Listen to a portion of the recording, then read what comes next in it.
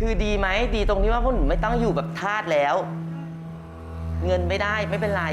ดีกว่าทำไปเรื่อยๆแล้วก็มันก็ไม่ได้อะไรก็ไม่รู้ว่าจะได้กลับเมื่อไหร่หรือจะต้องเจออะไรอีกในวันข้างหน้า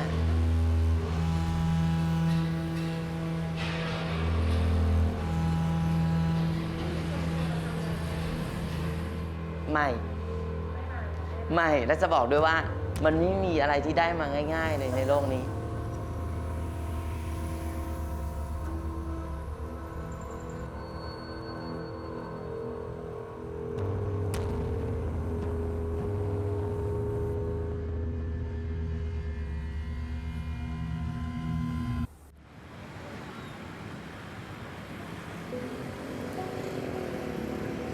Ta recalled the day when Cambodian immigration police raided her office/dorm in Sihanoukville to rescue illegal workers, mostly Thais, that had been working for a telephone scam operation.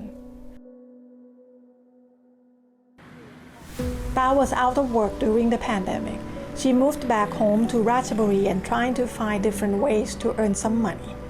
She said she could have just worked on a plantation with her family, but she thought there had to be some other better ways to make life happen. She wanted to run a small business of her own. To do that, she had to find some funding first. So when her friend sent her a job ad found on social media, the offer caught her attention right away. เราก็อ่านแล้วน่าสนใจเนาะเงินเดือน 24,000 ว่าสนใจทำงานแอดมินอัตราเงินเดือน 24,000 บาทต่อเดือนกินอยู่ฟรีพร้อมที่พักซึ่งเราคิดว่าเฮ้ยถ้าไม่เสียค่ากินไม่เสียค่าที่พักเราเหลือเต็มๆนะตอนนั้นถามว่ารู้ไหมรู้ว่าเป็นแค่เขตปลอยเปรตไม่คิดว่าจะมาไกลขนาดนี้ค่ะ Next thing she knew, she was trekking through a sugarcane plantation, crossing the border from Thailand to cassava farm in Cambodia illegally. They told her that she would have to enter Cambodia illegally just when they dropped her and the others off by the border. Ta told herself that it was too late to turn back and nothing else she could do.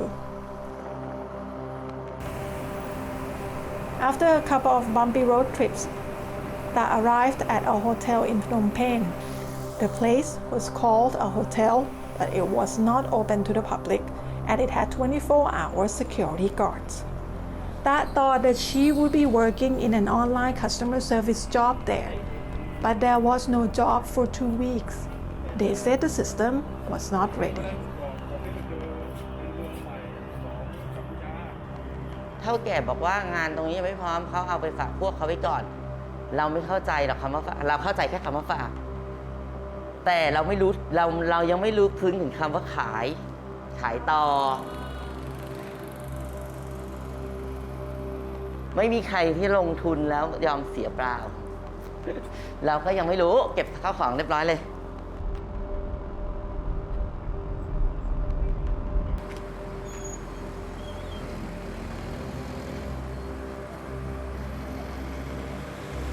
There was no free lunch. An online customer service job turned out to be a telefraud scheme. Ta and her colleagues were required to approach targets and try to scam them into investing in stocks on a platform that was just illegitimate. The clients or victims would never get any returns or the initial capital back. This is one of the many scams operating in the country. The telefraud comes in many forms, which are able to scam money out of the victims, from phony investment invitations to basic scams, social engineering or deceiving victims to just wire the money to their bank accounts. The Telescam, or the so-called call center gangs in Thai context, stole 1.6 billion baht from thousands of people in Thailand last year, many of whom were left penniless, falling victim to the scam. Actually, people on both ends of the phone line are victims of this form of transnational organized crime, where one of them loses their money and the other their freedom. Those trafficked to the ring are left with no choice but to become scammers, while millions of baht goes into the pockets of the ringleaders. Reluctant scam callers are paid a low wage and often fall prey by debt manipulation and ultimately become stuck in forced labor.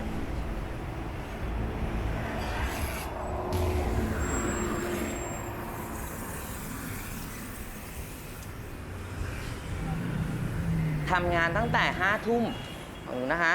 เลิก11 โมงเช้า12 ชั่วโมงเต็มได้พักแค่ครึ่งชั่วโมงคือตี 4:30 ถึงตี 5แค่คือให้กินข้าวตีมาข้าวเที่ยงก็ได้ค่ะวันอาทิตย์คุณทำงาน6 ชั่วโมงได้หยุด6 ชั่วโมงหยุดงานใช่หยุดกันกำหนดคำว่าเกินกำหนดของเขาก็คือเหมือนประมาณว่า3 ครั้งต่อเดือนหรือ4 ครั้งมันไม่ใช่ค่ะมันคิดค่าปรับเขาไล่คุณออกคุณจะต้องออกเดี๋ยวนี้โดยที่คุณจะต้องเสียค่าปรับทั้งหมด 1,000 กับอีก30 ดอลซึ่งเรายังไม่ได้เงินอะไรกันสักบาทตั้งแต่มาอยู่อ่ะแล้วเราจะเอาที่ไหนไปเสียท่านแล้วถ้าฉันไม่เสียให้คุณเขาก็จะเอาคนน่ะมาอุ้มก็คือคุณไม่มีวันที่จะได้เห็นเงินคุณที่คุณทำ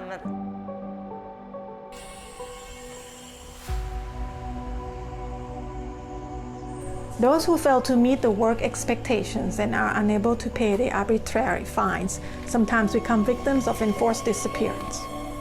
People facing this situation, such as Ta and her colleagues, must try to run. They mostly do so by reporting to authorities for deportation. Ta earned a total of only $100 from the scamming job, after being there for roughly 6 weeks.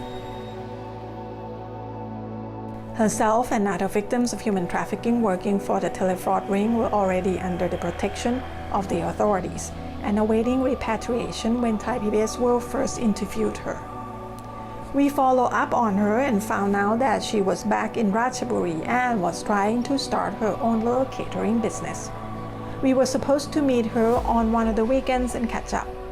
Ta called back and canceled our meeting, saying her business partner had won some money on the lottery and so wanted to take a pause on the catering work. We were supposed to keep in touch, but we have never heard from her again.